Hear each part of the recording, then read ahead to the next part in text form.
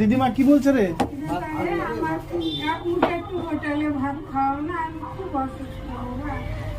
খিদা লাগছে বাবা, আমার অনেক দূর বাড়ি। তো কোথায় বাড়ি? এই খিদা লাগছে? হয় বাবা, কোনোদিন কারো কাছে আসিওনি, এগুলা চোখেও দেখিনি বাবা।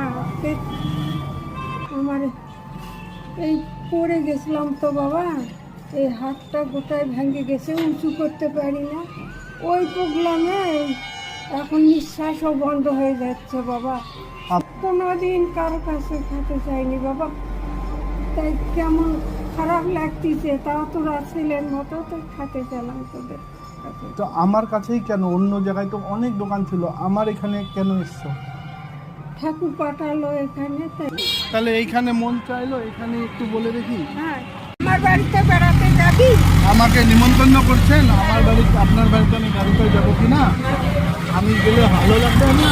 হ্যাঁ, যাবি, ভালো লাগবে। তুই তো আমার ছেলের মতো।